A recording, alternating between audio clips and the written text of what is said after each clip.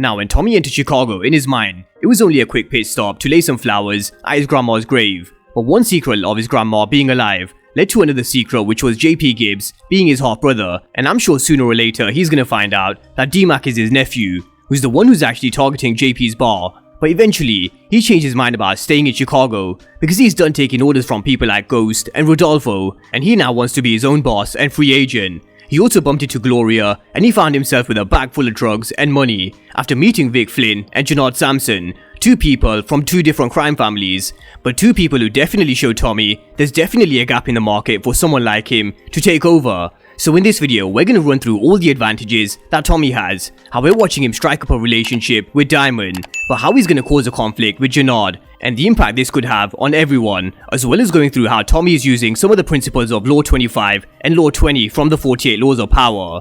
Now, Tommy will eventually plan to sandwich himself in between both crime families that he's come across in Chicago and be the one in control and power, because he's slowly beginning to realize that the Flynns and the CBI are the two major crime families running things here in Chicago. But Tommy is definitely thinking that he can make Chicago his, because he's looking at the whole chessboard and thinking Diamond's been inside for 15 years, and there's a small conflict brewing between the leadership of the CBI that he can take advantage of. Now with the Flynn family, there's Vic running the street side of things for Walter, but he has nowhere near as much knowledge or experience as Tommy does in the game. For example, coming like to a meeting with a Connect, where Tommy also showed his knowledge of the product they were buying, which was definitely not the quality of what he expects. And let's not forget, they were doing business with a bunch of yardies and also showed this lack of experience. So neither Vic or Janard have full control over the streets, and he's just got rid of some of Rojas' people on the outside after he blew them up, which could definitely come back to bite Diamond, so we're just gonna have to park this issue of Rojas for now.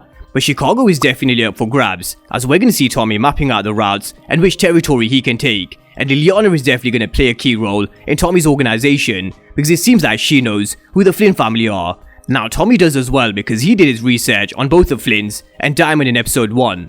So let's talk about Tommy, Diamond and Janard, because when D-Mac rolled in, Tommy definitely noticed how they only took orders from Janard in Diamond's place of business, and this definitely made it clear to Tommy who the boss was, but he also knew who the boss was prior to Diamond going away for 15 years, because as I said, Tommy's someone who did his research on Diamond beforehand. So when we saw Tommy and Diamond doing their drops for Rojas, he planted the seed in Diamond's mind about his brother being in charge of his whole organization and being the one in control. And Tommy knew exactly what he was doing, because this is the same shit that happened to Tommy back in Power. Poncho is a perfect example when he told him he wasn't shit without Ghost, and we all saw how that worked out for Poncho. And you could really sense the tension in the room when Elijah wouldn't let Tommy go, and D-Mac had his gun to his head. They were only stepping down unless Janard told them to step down, not Diamond. So we heard Diamond saying, "What the fuck are you looking at Janard for? This is my spot of business." And just look at the way Janard clocked his brother. Now he definitely loves Diamond, and I'm sure he'll do anything for him.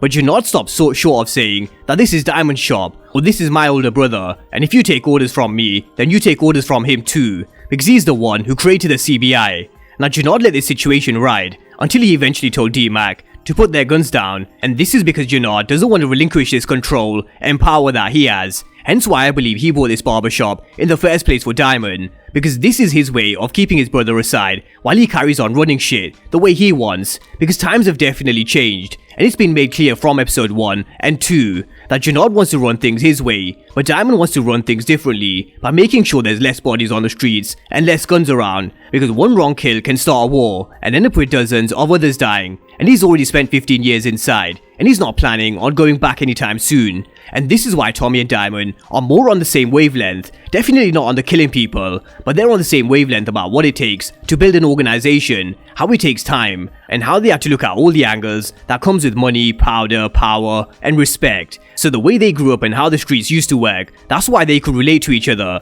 But sooner or later, this is going to cause a jealousy issue from Janard, which will eventually cause a bigger conflict. In the sense, I can see him working and teaming up with Vic Flynn, because their interests will align with each other, and that's because this Casper the Ghost has come into Chicago, and he's taken something from both of them. With Janard, Diamond seems like he's going to do business with Tommy, and when it comes to Vic Flynn, this is exactly the same shit he's going to do to him. He's going to take his position with Walter Flynn. Now, we saw Tommy meeting Vic in the first episode, and as it is, their relationship didn't exactly get off to the best of starts, because Tommy smashed Simon's hand, and then he blew Vic up by taking his money and drugs. But what stirs this issue up between Vic and Tommy even more is the fact that he's pushing up on Vic's girl, Gloria, and Vic knows he is. And Vic really is in love with Gloria, but it is so complicated because he can only marry an Irish woman, hence why we saw Claudia drop a hint that she saw a girl that Vic may like, because Walter Flynn would certainly not accept Gloria. Like he said, Vic is gonna do things his way because he has a very old school mentality.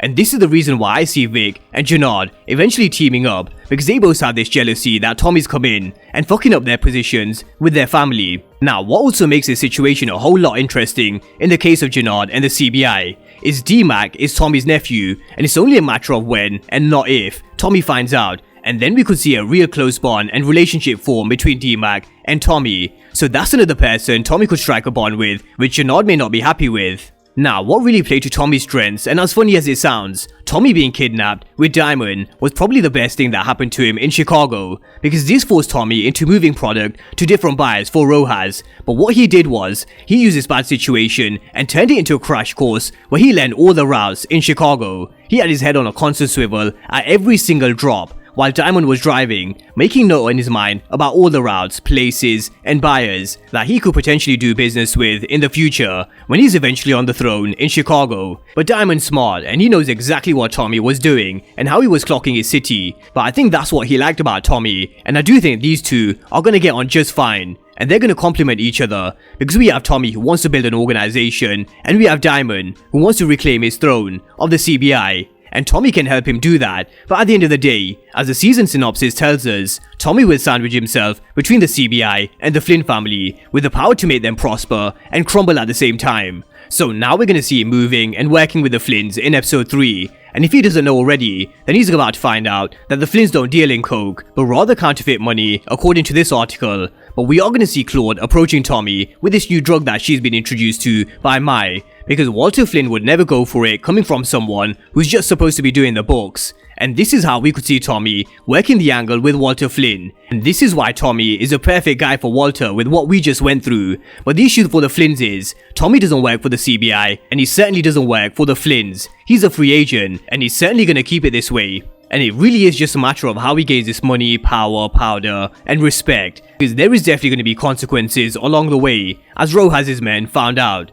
but also in Tommy's direction, because someone's going to be looking for him as well. But tying this video together, Tommy's using Principles of Law 25 of recreating himself with a powerful new image that stands out and draws attention in Chicago, because he's someone who's never been afraid to show his face. He always gives credit what gave credit to him, and that's the streets, and he's also done letting others define him, like Ghost for example. We're watching him change his appearance and emotions to suit whichever occasion he's in, for example switching from someone who taught Simon a lesson to then being soft with Gloria. Now, he's also using Law 20 by not committing to anyone, because being this free agent keeps his independence and he remains in control. But when it comes to family though, it is definitely a different story, because he definitely has a soft spot for blood and those who are loyal to him. But with that being said, that's the breakdown of Tommy's journey so far, of him trying to be the king of the goddamn hill. So drop all your thoughts down below on Tommy so far, with his relationships between Diamond, Jannard and Vic, and what's to come between him and Claude and Walter Flynn. So drop all your thoughts down below in the comment section, and of course if you're new to the channel and you haven't done so already, then remember to smash the subscribe button if you want to see everything Power Book 4 Force and Power Universe related. But as always, thank you guys for watching, and I'll see you next time.